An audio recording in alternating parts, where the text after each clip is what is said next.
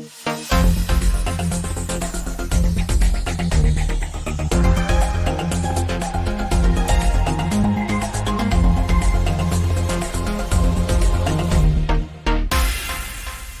дојдовте во неделното интервју на Радио Слободна Европа. Наш денешен гостин е холандскиот амбасадор во земјава, неговата екселенција Дирк Јан Коп. Амбасадоре, има ли надеж за Македонија по бугарското вето? Дали воопшто е реално да се очекува одржување на меѓувладината конференција за време на португалското председателство? My opinion may shock you because I don't think it's that important. What is important is that in the coming years, this country that received the green light to start accession negotiations in March last year, that this country carries out the reforms it needs to carry out. And when that process is behind us, the country will be a member of the European Union. Are there bumps in the road? Apparently there are. They need to be overcome, but the question is not if North Macedonia is going to be a member of the European Union, the question is when. And you will see that in some instances it goes a bit slower than you expected, and in some instances it will go a bit faster than you expected, but it will happen. And there is no need, in my view, to make a drama out of every bump in the road. And I see the Bulgarian position as exactly that, a bump in the road. I cannot predict when exactly the IGC will take place, whether that will be during the Portuguese presidency, I hope so. But the important thing is not to get disillusioned every time there is a bump in the road. See it for what it is, carry on, do your reforms, and we will welcome you as a member. Како гледа Холандија на бугарските условувања за усвојување на преговарачката рамка? We see them as every other member state of the Union as a bilateral list of demands that have no place in the negotiating framework. In March, when it was agreed by the member states that North Macedonia could start the negotiations, the member states worked for months to create the negotiating framework together with the European Commission. As in all the cases before North Macedonia, there is no place for bilateral issues in these frameworks. Countries have to solve these before they can become a member. Амбасадоре, дали Бугарија е изолирана во нејзините барања Македонија да не започне со преговорите или сепак има поддршка и од други земји членки во Унијата? Everybody was in favor of starting the IGC. Everybody. That should be clear. So yes, they were alone. And but it still is an issue that needs to be resolved, not by the EU. It needs to be resolved between Bulgaria and North Macedonia. And as soon as that happens, we can move on. But again, then we can plan a date for the first IGC, Intergovernmental Conference. But again, it is much more important that in the meantime, the country just goes on implementing reforms. That is the only thing that will get you into the EU. Очигледно е дека по неусвојувањето на преговарачката рамка за нашата земја, кај македонските граѓани расте евроскептицизмот. Како да се врати довербата на граѓаните во Европската Унија? Well, I'm disappointed myself, and I understand the disappointment. What I don't understand is the loss of trust in the commitment of the European Union. And I think that is highly misplaced. For a quarter century now, since your independence, we have supported you. We have made clear that what we want is a stable and secure and prosperous Balkans. That means NATO, and that means EU. We don't suddenly have another point of view. That is our point of view. Not only that, we have assisted that process with lots of effort and lots of money. That also has not changed. Then one bump in the road occurs. And I understand the disappointment, but what I don't understand is that people question our commitment. The commitment is still there. The commitment has not changed. The commitment is for us to get you inside the Union. Да зборуваме малку за реформите. Меѓународните представници постојано ја повторуваат потребата од спроведување на реформите во неколку области, особено клучни се потенцираат областите, реформите во областа на судството и борбата против корупцијата и организираниот криминал.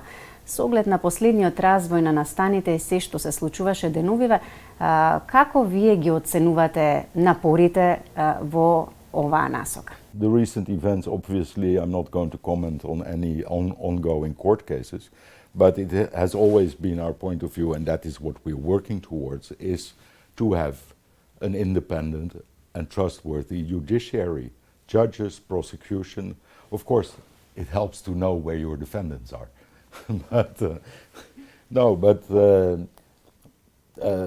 The country has made significant progress in this. There still needs a lot to be done.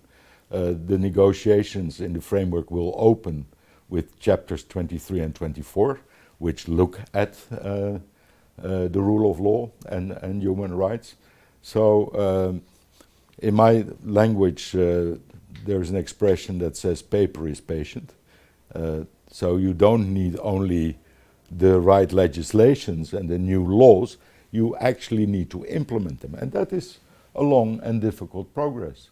And there you have problems of capacity, office buildings, IT hardware, to just find the qualified people to carry out these jobs. That is, so in practice, this is not done like that, but it is being worked on, and we see the progress. So I'm optimistic about that. What I'm not optimistic about is that in this country, practically every political party in parliament has stated its support for the Euro-Atlantic road the country needs to take. And that means that it is clear what needs to be done. The agenda is well structured. Once the negotiating framework is known, although IGC has not yet taken place, it is exactly known what needs to be done. So a problem is the polarization. If all political parties express support for that process, do it together. It is not difficult. There doesn't need to be a debate on the direction, on what exactly needs to be done. It just needs to be done. So I think the present polarization is not helpful in that respect. Дали воопшто гледате политичка волја кај власта да се справи со организираниот криминал и корупцијата во државата? Yes, I see the will. I've said before, it is difficult. It is a question of mentality. Corruption is in the head.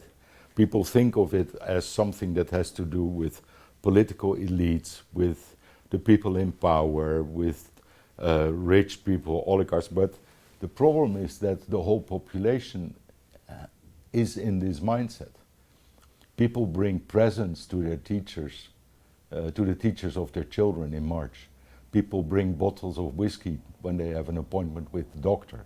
So everybody is in this system that is basically corrupt.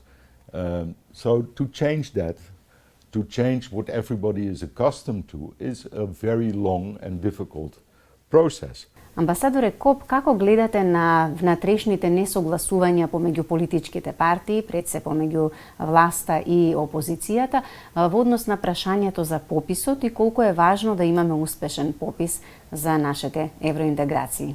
No, it's in the first place important for North Macedonia itself. For the integration, we would integrate you whether you are with 1 million or 100 million. Yeah, it is. The importance of the census is neutral, but you need to know the cool facts. to base your policies on tax, your policies on pension, your policies on owning land, your policies on who can vote when and where. It's handy to know the figures. And the figures, increasingly, the head of your Census Bureau is bringing this in line with the European Eurostat rules. Increasingly, you can find these numbers by combining databases. I tell you, in my country, our last census was in 1972, so nearly 50 years ago.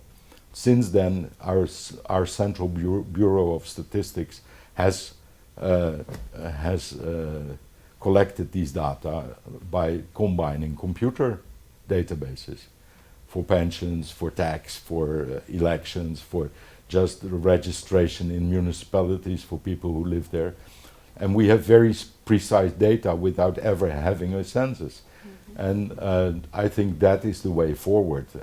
Maybe the next census in this country will also be computer-based. But the problem there is that there is a basic lack of trust in this country of the people in their own institutions. And that is probably the most important thing to work on, is to rebuild the trust of the people. I'm sure if this country held a census based on computer data alone, there would be a huge debate and nobody would believe it. But these figures should be neutral. But political parties, disagreement? I really don't see how you can disagree about collecting neutral, cool figures. Пандемијата со COVID-19 ги смени приоритетите на Европската Унија. Дали во едни вакви услови може да очекуваме проширувањето на Европската Унија со земјите од Западниот Балкан да биде на агендата на Европската Унија и да остане нејзин приоритет? The priorities of the European Union a year ago were what? The budget, Brexit, migration, the climate, and one of the points on the agenda is EU expansion. Now there's Corona, and that has come on top of everything else for everybody. It must be said that the economic fallout for many countries in Europe is a lot worse than it is for North Macedonia. North Macedonia is doing relatively well economically in the crisis. So yes, everybody's talking about Corona, everybody is devising plans to keep their populations healthy, to get them vaccinated. But under that top item on everybody's agenda, the agenda has not changed in the priorities of the European Union. Not that I can see. It is not as if anybody wakes up in the morning and thinks, oh, we now have Corona, let's drop EU expansion from the agenda. No. Амбасадоре Коп, ви благодарам за интервјуто. Вам, почитувани, ви благодарам за вниманието со кое не следевте. Следна средба за 7 дена. Довидување.